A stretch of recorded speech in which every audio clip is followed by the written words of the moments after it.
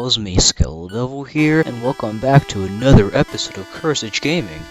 This week's episode will be focused on a story called Resident Evil 4, One Chance Only. Without further interruption, let's peep this out. So the story starts out with the author, who I'll be referring to as Player, saying how trash the magnum opus known as Resident Evil 4 is.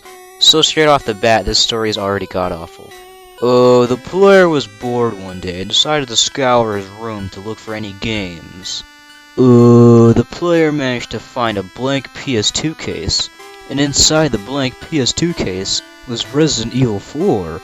The player found this quite odd considering the fact that he or she never even remembered owning the game. The player put the game into his PS2 and saw that the main menu was different. The main menu had New Game, Load, Options, and One Chance instead of extras. The player tried selecting it, but all it did was take the player to the Extras menu. The player thought he was just as high as a kite, so he or she just selected a new game. Upon selecting New Game, the player noticed that Leon looked darker than normal. Guys and gals, I don't actually know if the player is insinuating that Leon is attempting to do face, but let's just move past that, guys and gals. According to the player, all types of graphical errors were occurring, like pixel displacements, for example.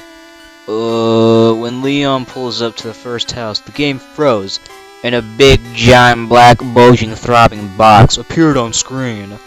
The player restarted the game and saw that One Chance was back to being extras. The player started again and approached the house again. Instead of the PS2 freezing, instead the PS2 produced a loud, screeching noise.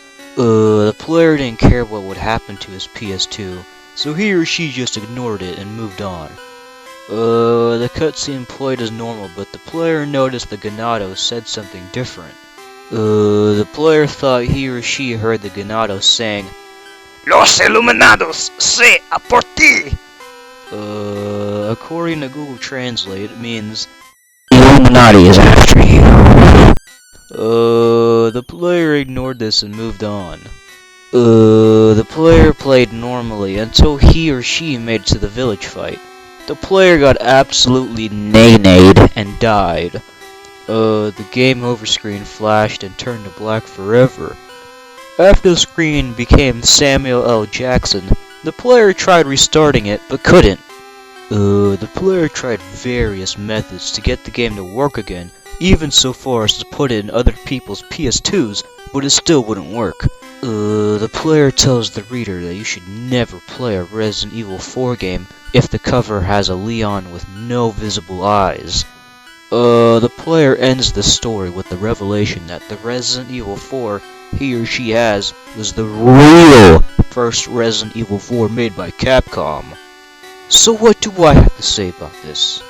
This story is absolutely motherfucking dog shit. And not for any of the glaring flaws, but because of the sole fact that the author disrespected the almighty godsend known as Resident Evil 4, and for that, this pasta receives a negative 308.87104 out of 50.